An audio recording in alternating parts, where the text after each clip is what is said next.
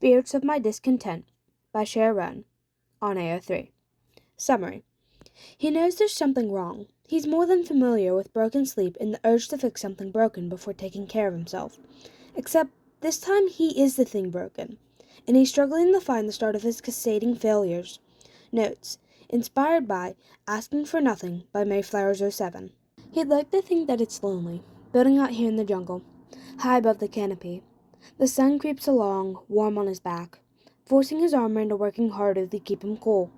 It's been weeks since he's come outside the build, but he couldn't take another day inside. He's sore from sitting in front of the screens for days at a time, falling asleep at his desk, waking from nightmares that make him shake, and trying futilely to create a code from scratch when he barely understands what he's doing. There's no forgiveness in the code, no leeway when something goes wrong. It mimics life too much for him to be satisfied with it. He focuses on the build instead, the clean white concrete, placed over and over and over. Break away the misplaced block and let it fall to the jungle floor to despawn, discarded and forgotten, to fade away. He keeps going, and tries not to draw any more parallels. The physical work doesn't stop his mind from spiraling anyway. The same ghosts haunt him, nightmares that have followed him in the daylight hours, that float into the corners of his vision and disappear when he looks at them directly. No matter how loud he plays the music in his headphones, he can always hear their accusations, their curses, their pleas. He stops trying to drown them out. He can't always bring himself to answer either. His apologies are no more substantial than his ghost, and eventually they all float away with sunrise after night-skipping sunrise. He'd rather face them awake than asleep, when he can't escape them. Are you trying to work yourself into a collapse? He doesn't look away, still counting the blocks he's placing under his breath. Yep. There are better ways to do that, you know. Yep. Turn and start again. Another row, another few minutes closer to the point of dreamless unconsciousness. He's used to the hallucinations now, the way they fade and appear. Have you eaten? Before I started. If he's careful and doesn't take fall damage from a misstep, he can build for several hours without having anything else. It's what he deserves, and it's not like he's been keeping much of anything down anyway. Dry bread and water, all of it tasting like dust.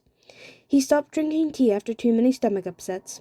2 more rows and another apparition standing near the edge, hopping out of the way as if the white concrete couldn't be placed through him. Your shops are full of diamonds. As if he'd know. He hasn't been through the shopping district in weeks. Corrales will correct them. He answers anyway. He doesn't need to mention that he hasn't answered Corrales' messages since that day. He hasn't answered any messages since. His calm is silent, but for any server emergencies. His boot slips against the concrete, and he wobbles for the space of a breath, until an arm reaches out for him, and he lunges back from it. Don't touch me. He closes his eyes against the waves of dizziness, but it's still better than watching an arm or hand go through him, less painful than having to imagine a kind touch, a helping body beside him. But even in his imagination, he can't let them be upset with him. Please don't. He's back on his feet with only a wince, visor turned back to his task. 4 more rows and he can retire for the night and cap off the tower tomorrow. He'll need to run the honey farm overnight anyway. Why don't you want our help? He can't even remember if this is the same specter that he was talking to before he tripped. They're blending together, and he's afraid to look too closely. I'm fine, just a bit sore. Another 2 blocks placed beneath him. He wants to get this done. And I'm sure you have better things to do than watch me place concrete. Maybe, maybe not. This one is a little bolder, and he's tempted to check. No. Head down. Finish the task that's been set, and then go to bed. A bit of sleep will reset his brain and give him a few days' respite from these visions. It's either minutes or an hour until the tower walls are complete, or at least the simple ones, before he has to pay attention to decorations and details. His inventory is empty regardless, and he's shaking enough that his knees ache standing still just long enough to collect his shulker boxes. Now what are you doing? He glances up to check the setting sun, mostly ignoring the new visage. He's silently thankful that they're just talking at him today instead of yelling, though that probably means his tired brain is more concerned with resting instead of the usual guilt trips. I'm heading inside now so I don't have to fight phantoms. He'd asked them not to follow, but past experience has proved that the hallucinations rarely obey. He does check his elytra's durability before leaning to the side and gliding off of the incomplete tower. It's more of a controlled fall than he'd like, but the world goes a little foggier with the drop, and he aims for the little pond by the path junction instead of the stairs. 2 tries to stand later, and he's finally back on the quartz path, warm water evaporating quickly as he stumbles towards the honey farm. He can't focus on the sounds beside him, blinking hard to keep his eyes open. He's swaying too hard to walk, knowing that if he moves his feet he's going to topple over. Except there's a screech overhead and the twang of a bow behind him, and he's out in the open after not sleeping for a week again. He forces himself forward and hopes that his uneven stagger doesn't toss him directly into the path of the server's flying menaces. A single phantom gets ahead of him, but he manages to stumble beneath it and practically crawls up the steps into the golden honey farm, his shoulders aching with the slam of his hands against the last step. His momentum carries him inside, ignoring the new bruises he's making when he bounces off of the iron railing, wrenching his wrist as he grabs at the edge trying to find his balance. There's another moment of dizzying certainty that he's going to fall, and his vision grays out as he tucks his head down, his knee banging once more against the bars before he's leaning forward, puffing like an idiot after even that minimal exercise. He wants to curl up on the floor and cry, but it won't bring him any comfort. He'll just wake up stiff and regretful. He really, really needs to sleep, or pass out more accurately. He flicks levers as he passes, bees popping out into their glass cages for only a tick before hiding away in cozy hives again from the nighttime. He thinks there's a specter still following him, but if it says anything, he doesn't hear it over the noise. Perhaps his brain has finally passed the point of words, too tired to come up with pithy comments or fake concerns. He makes his way towards the bubble vaders at the back, to the small storage area where he sometimes plops a bed and grabs a rarely used half-filled sugar from the entrance there. A trap door beneath them leads to a ladder going far down beneath the build, and he struggles to remember if there's water at the bottom, if he can let himself fall. He doesn't chance it. The ladder descent is still quicker than it should be, his boots slipping often, and his hands not always quick enough to catch him. But at the bottom awaits a small carved-out room, mostly bedrock and stone, a single lantern hanging from the ceiling to keep anything from spawning on the few blocks down here. There's a single hole in the bedrock, covered by an iron bar so he doesn't fall when he's exhausted like he is now. It's just enough to keep his little hideaway cool, the air comfortable enough to breathe without his armor. His rarely used bed is placed against the wall, beside a spawnable block, and he fumbles out of the loose outer pieces of armor. They're placed on the waiting armor stand, ignoring the crusted dirt and dust that flakes off the creases, the dings and scratches that he hasn't had the energy or wherewithal to mend lately. Another ghost flutters in on silent steps, and he's barely thankful that it's whole and not bloodied and damaged like his last nightmare. Please go away, I just want to sleep. He can't quite keep the roughness from his voice. Scream at me later when I have the energy to feel worse than I do. There's a whisper of sound, but the opening of the shulker box covers whatever it wants to say, and he rummages for the heavy weighted blanket and the curved body pillow that have been his substitute for personal contact lately.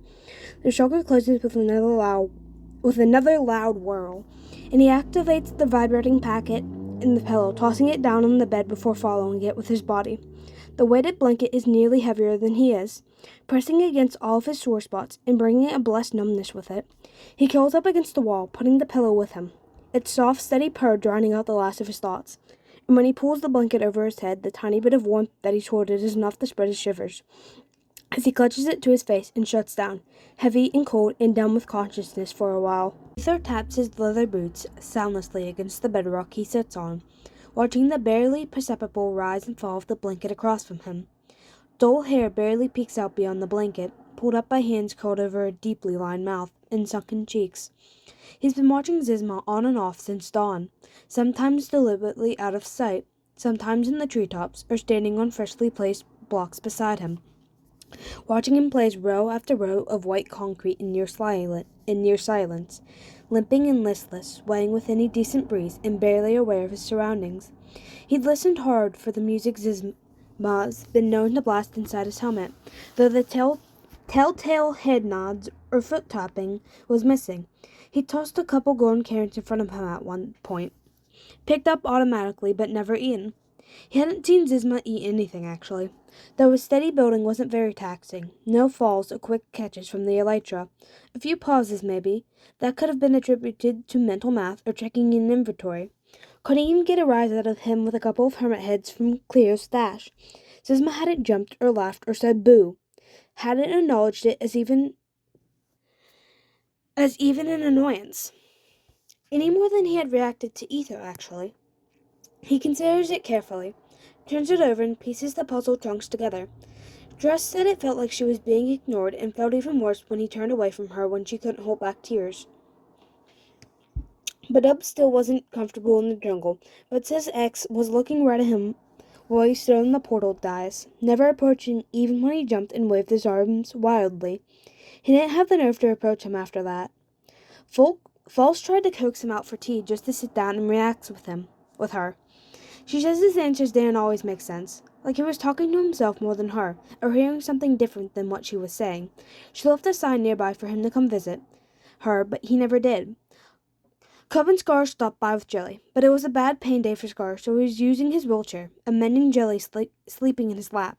They didn't think Zizma ever heard them from the ground, and he never looked at the messages they sent him that they could tell. He never answered and never left, a once fresh cake still sitting days later at the base of his tower. Tango admits that he barely tried. Most of his anger is due to how his friends were treated, and when he manages to get his apology out in fits and starts while pacing like he usually does, he was more upset to see X standing shocked still, like he'd been hung on an arm stand. And when he raised his arms and voice and demanded to know what else his admin wanted, Zizma had simply flinched and walked off without a word. Tango didn't bother to follow. Corrales had asked for his best unbiased opinion, to check on X, either in person or from a safe distance, if that was needed, to see if Zizma didn't want to speak with them, if he was hiding in plain sight, or if something else was going on, to convince him, if possible, that they truly wanted to talk to him, to make up or discuss their issues and come to an understanding. He tells it all up, adds in the strange behavior tonight, the listless movements, the visor that rarely looked up, the way he dropped like an anvil from the top of a tower, and struggled to climb out of a one-block puddle that shouldn't have caught a new player. The bruises and unhealed marks revealed by ill-fitting armor, the weight loss and limpness of hair that was more than knotted in the back, the silent tears falling into thick blankets from a man more unconscious than asleep. You whisper to Corrales. When did we break him? Corrales whispers to you. I don't know. He won't talk to me. Not since Bubbles was returned to us. Corrales whispers to you. Is he okay? You whisper to Corrales. I don't think so. He doesn't seem all there, and he definitely isn't taking care of himself. You whisper to Corrales. He's sleeping now, or passed out. Corrales whispers to you. In an actual bed, or out in the open? You whisper to Corrales. Bedrock level beneath his honey farm. Brought a bed with him. Corrales whispers to you. On my way. Do you need anything? You whisper to Corrales. Bring extra blankets. It's chilly down here. If they're going to stage an intervention, they'll need room for more hermits. If they can't bring a stubborn admin to them, they'll just have to dig in where he is and get to the bottom of their issues. Movement wakes him, groggy and sore. In sweet void, he'd rather just follow the world a while than deal with this level of tiredness. His aches ache, and his stomach cramps with hunger or bile. It's been so hard to tell which lately. He doesn't want to be conscious, let alone awake or moving. Whatever it was stops. He must have knocked a pillow free from the bed and woke himself up like a derp. He doesn't need it anyway, curling back into his weighted blanket and dropping off again. Snatches of memory keep interrupting vague dreams. Someone tipping his head back for water, for warm broth, shivering when the covers are pulled back, only to be wrapped in warm, dry ones, singing like his mother used to when he'd given himself creation sickness, the hum of a beacon bringing a stinging warmth with it before it becomes painful, and he muffles a sob into his blanket. Interspread throughout are voices and memories of voices, bleeding from one dream to the next, fond recollections of server events, and still sharp pains of mistakes he had made, harsh deserved words, and friendly banter jumbled together. And he's too exhausted, not exhausted enough to have earned a dreamless sleep, a simple reset from all the tricks his mind plays on him. He's waking again. Told you to quit messing with the shulkers. Barrels are much quieter. Can't you work from those? I still have to fill them from the shulkers. I can't carry full barrels down here. Shh, you two. Jeez. Or go in the other room if you're going to argue.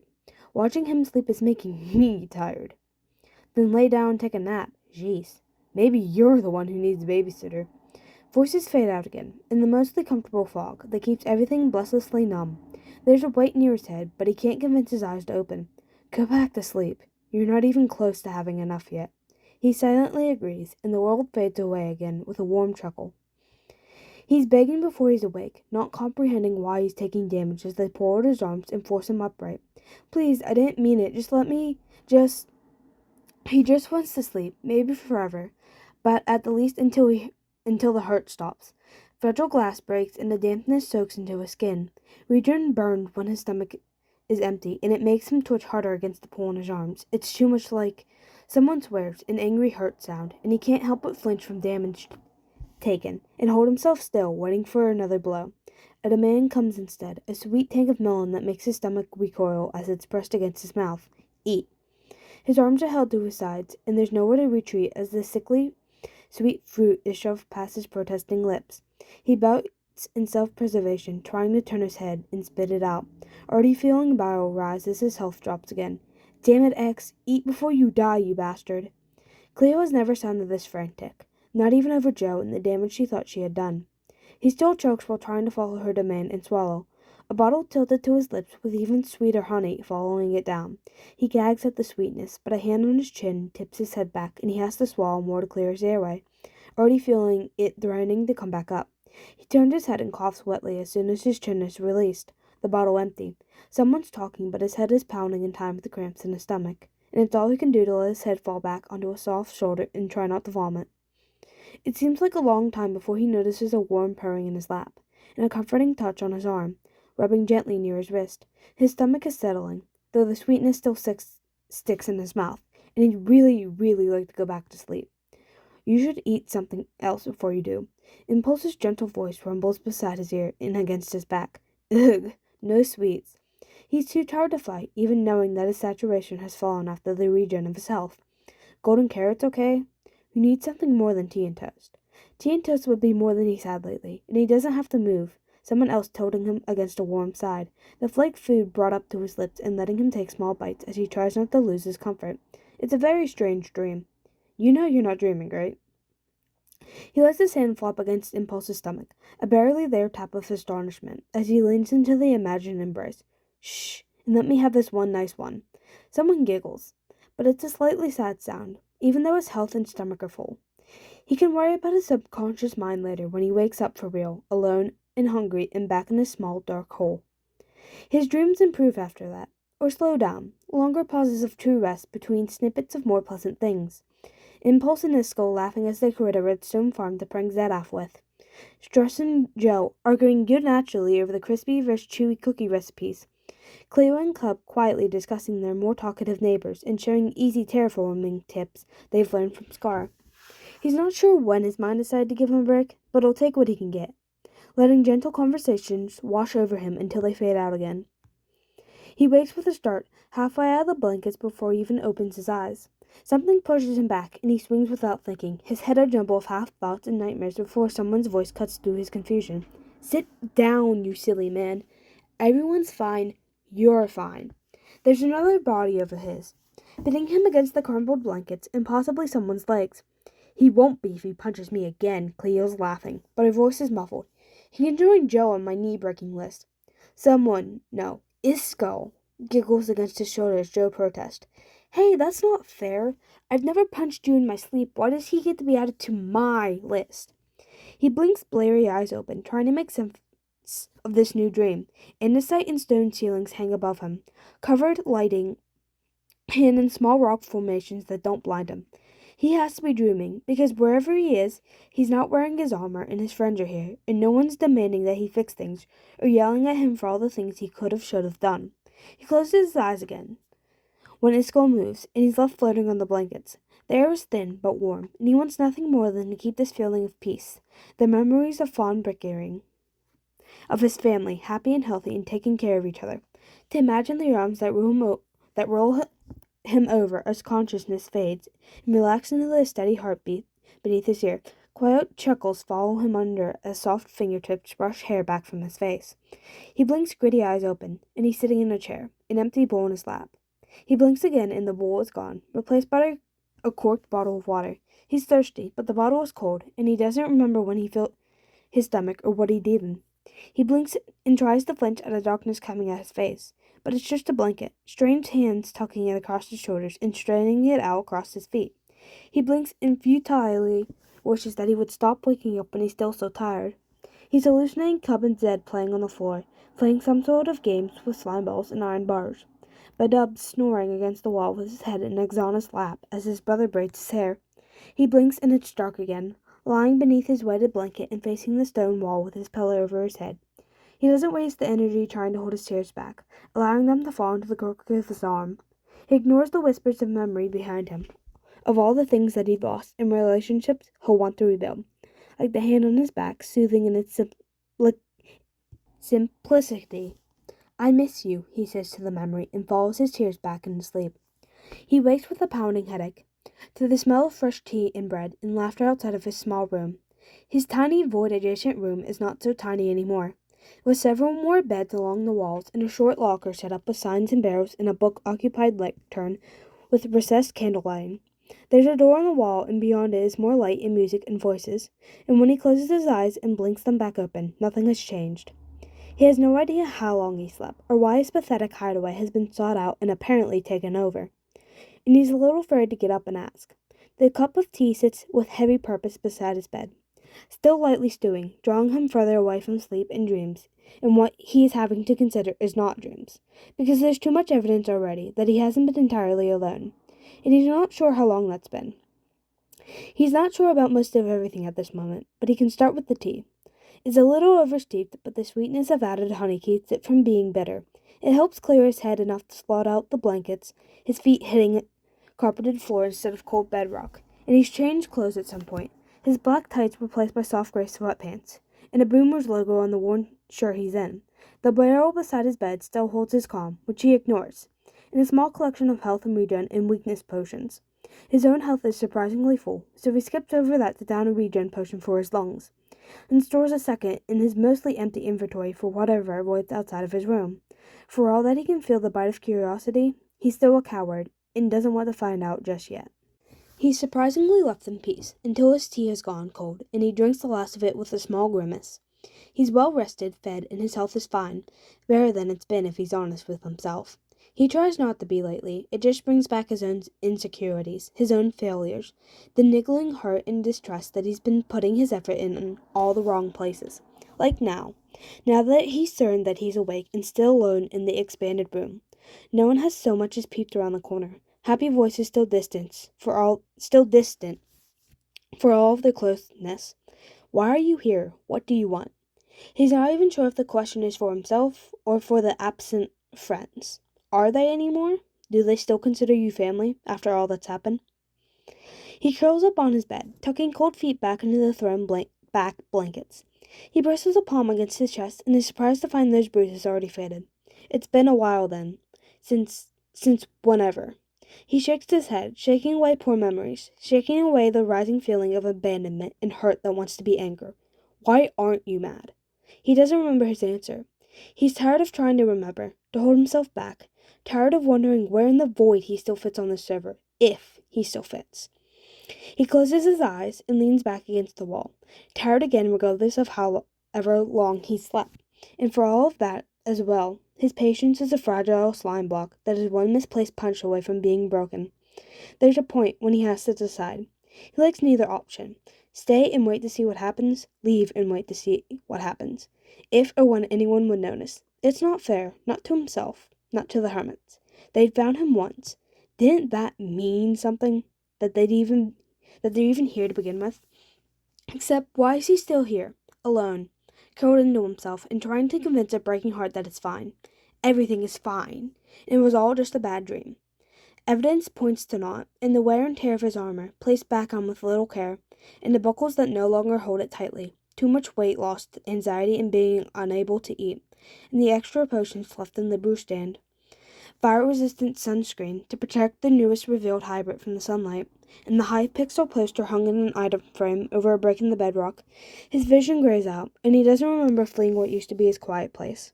There's static between his ears, and he force closes every program running in his helmet until the only light comes from the top of the ladder, growing brighter and brighter until his visor dims and he emerges in a stumbling run that nearly dumps him right into the honey pit. He's shaking and ready to throw up his tea by the time he makes it down to court stairs in the walkway to his farms.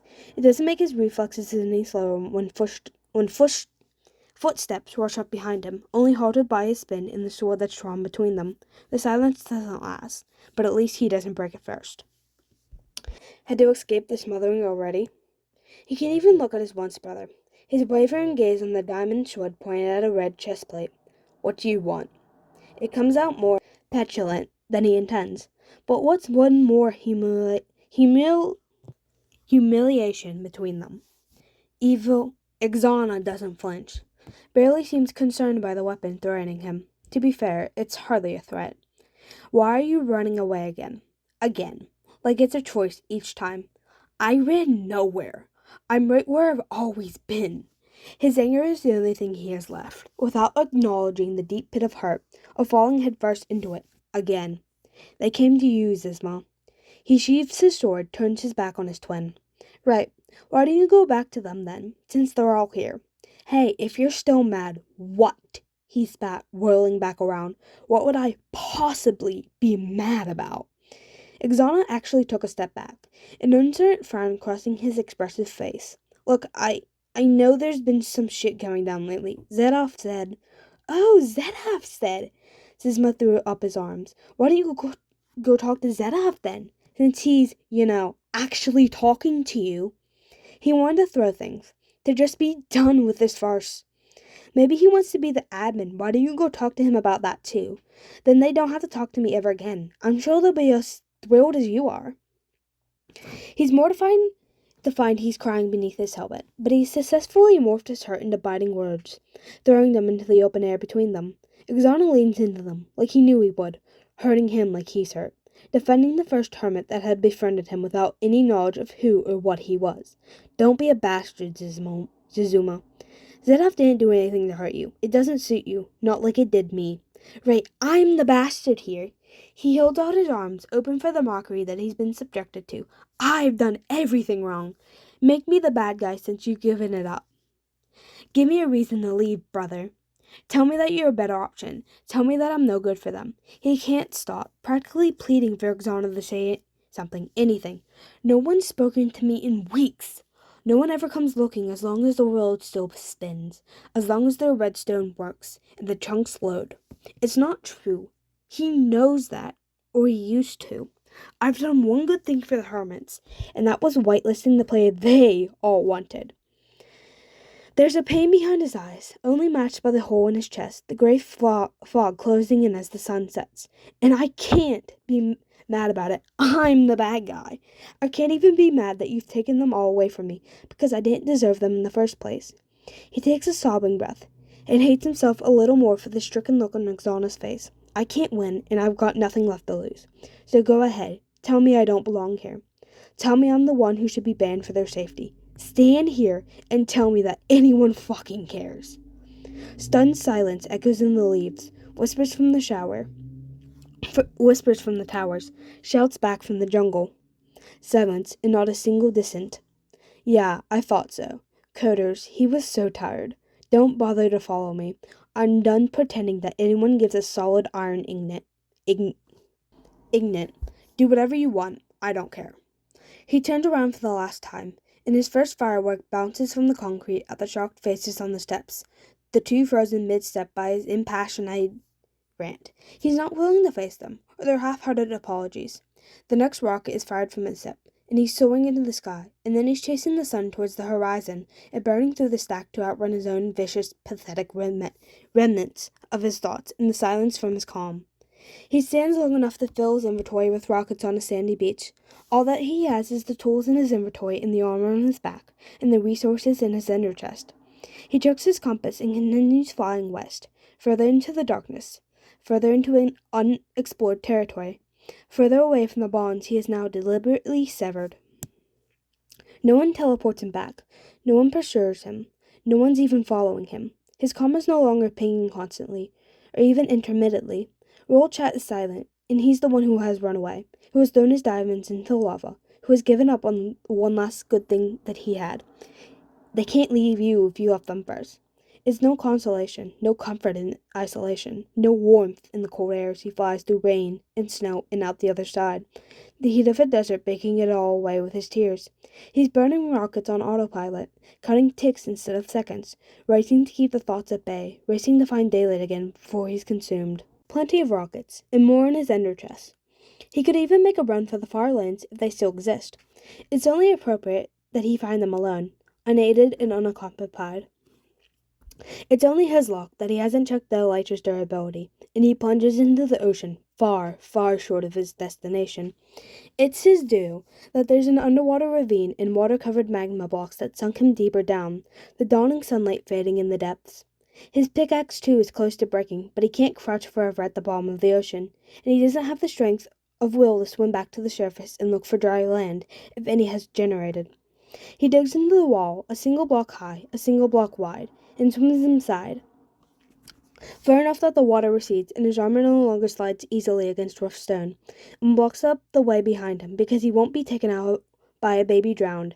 Digs out a space beside his ender chest, another pickaxe in his toolbox, and mines slowly towards the surface, his thoughts falling away like the blocks before him, blurry and indistinct as his inventory fills with detritus.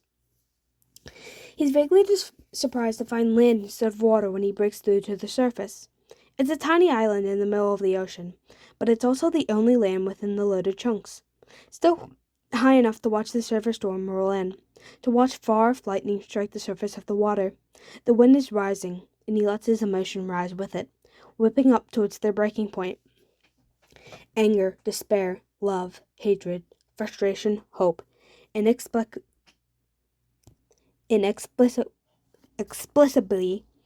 twined, impossible to separate anymore. All one flavor of disappointment, of bitter truth, and unavoidable misery. He's far from home, far from his command setup, far from the extra mods and protections he's set to assist him in controlling this. He's tired of the control.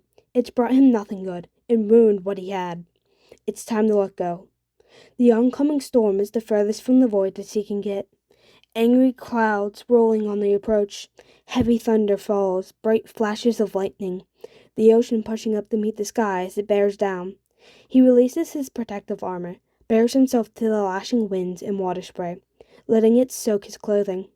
His hands are already covered in smoky void gray, his power rising to the surface to meet the storm, feeding it, strengthening it. Releasing himself and not holding anything back. Rain pours down as the sky turns black. He can hear the drowned spawning, the hiss of a spider somewhere underground. Gold particles drift upwards with void-gray smoke, and he screams with everything he has, everything he is, everything he once was.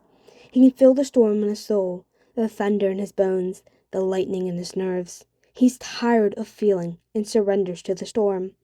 He exists in the cacophony of noise for an endless time, thunder and lightning, rain and wind, allowing them to batter and numb his body and soul. His tears are washed away as soon as they fall, his voice stolen by crashing thunder, his skin and lungs worn bare by buffeting wind. Lightning strikes his little island, and he can't summon any concern for the pain he can't feel, waiting for the ticks of fire damage, or the sting that should have flashed through him. The last thing he expects is the hand on his shoulder or the body that tucks him against it, rumbling with words he can't hear. Arms wrap around his back, and the jolt of pressure is enough to cover the pool of a forced teleport. They jump 3 more times before his legs give out, collapsing onto grass and sand soaked from beginning rain. Hands slip from his sodden clothing, patting at his shoulders, his face pushing against his still chest. It's a different sort of numbness, that he can't summon the strength to open his eyes, to draw on a breath to relieve the growing pain against his chest. He wants to keep the numbness, the silence of the storm, but it's already fading, replaced by shouts and fear and void. Does he never want to hear these voices so afraid? Why him? Why does it always fall on his shoulders? His chest rises and falls on a weak sob. I do care. I'm sorry. I don't want anyone to leave, not because of me. Arms surround him, more bodies than he cares to count, and he wants to hold on. He does, but he can't keep them. He can't make them stay. You're an idiot, X.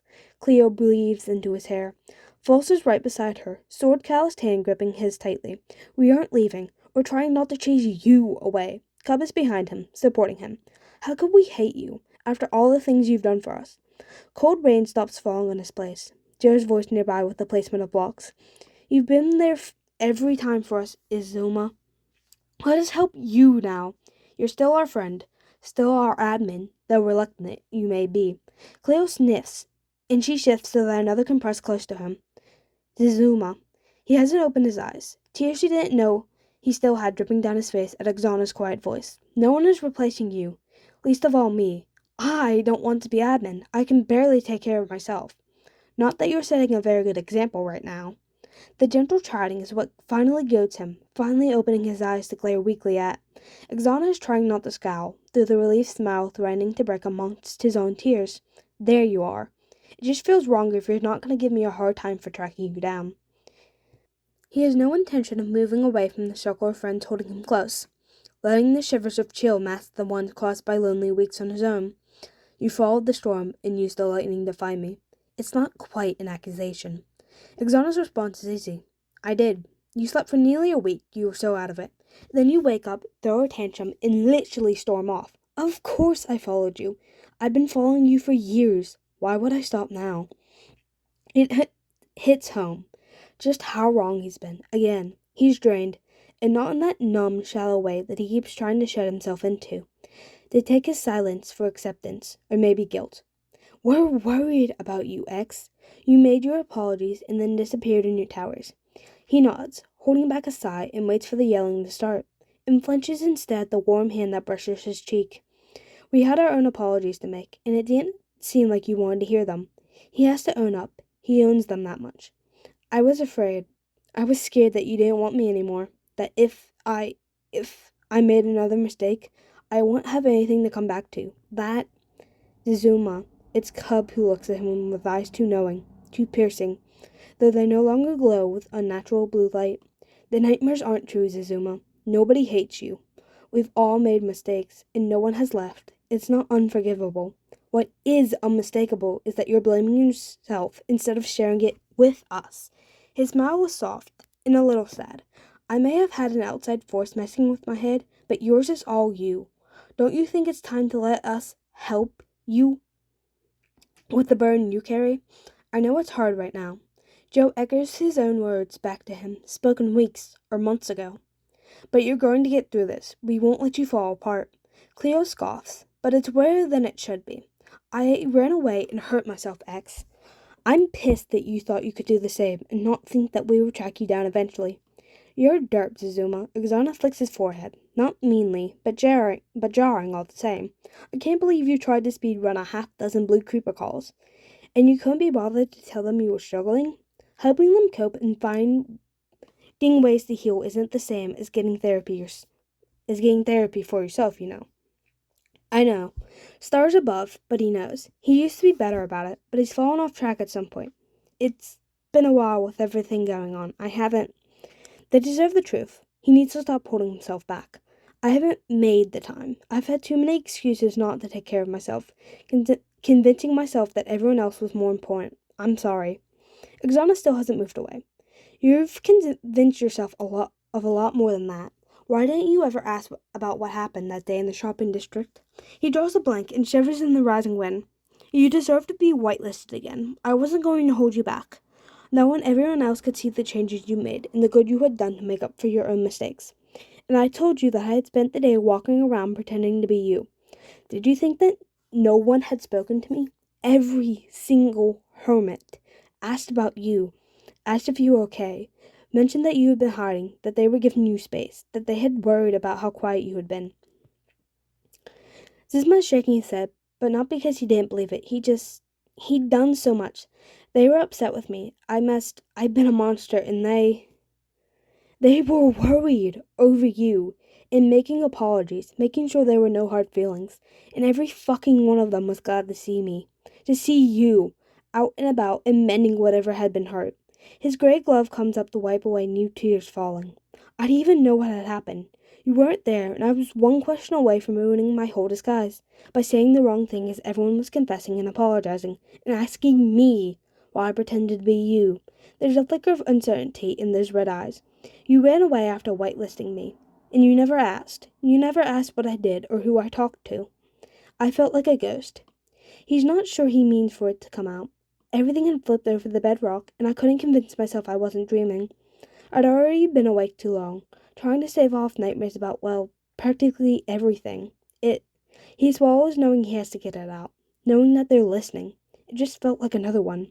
Hearing you talk about growing up and how I failed you. I don't even remember leaving, honestly. It was hard to admit, even if they've already told him they won't let him fall apart. I've had to hold on to my control for so long, it felt like the instant I let go, I was just floating, and nothing seemed real anymore.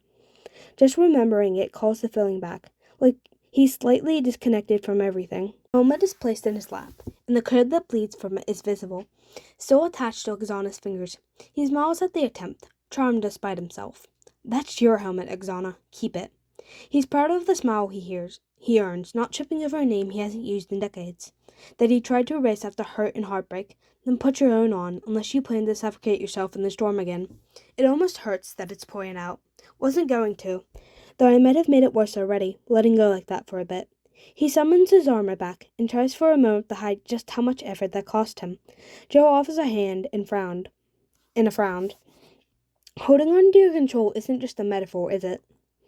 Zazuma accepts the extended hand, as well as the others that steady him as he fights to remain upright. Never has been, he says, finally answering the unstated questions beyond it. I'm a void walker. Control is what keeps me from destroying the worlds around us. It's why we started out in the void, until our powers have settled, and we've had the time and space to understand how they work, and have learned to hold them in check so that we can coexist with others safely. His helmet is in his hands, and he stares at his reflection in the faded yellow paint.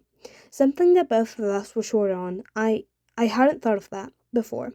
I was thrown into the orphanage and forced to learn even quicker. But you had no one, and the endless void wasn't going to teach you to control anything. Xana moves to stand beside him, and bumps their helmets together.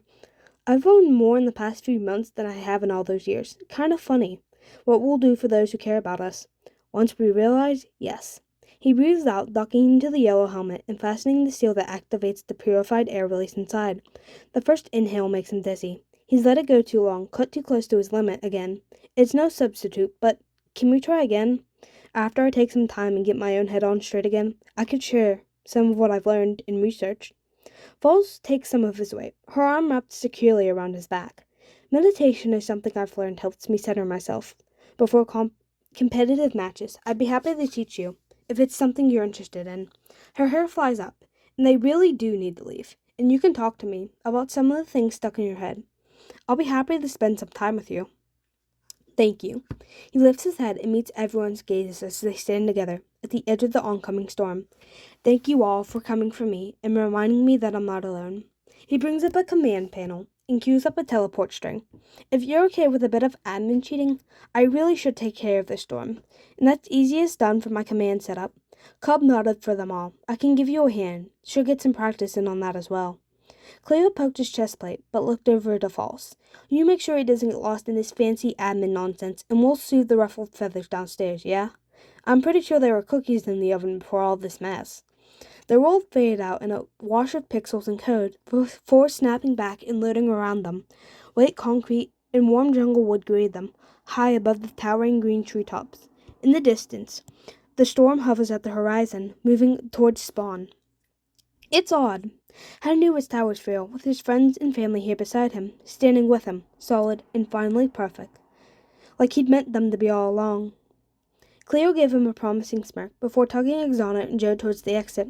We'll be waiting for you. Don't take too long. You know where to find us. Zuma nods, acknowledging the implied threat and knowing it's meant as reassurance. He shows Cub and False the piston drop entrance to his cozy work area and pulls up the server file as False sits on a workbench to the side. I'm just going to drain off some of the power I threw into the storm, he tells them, showing Cub Fan the strings that control the server's weather. I don't usually delay the storm if I don't have to. They tend to build up and come more frequently if the server isn't allowed to have them. Cub watches attentively, and he wonders silently why he hasn't done this before.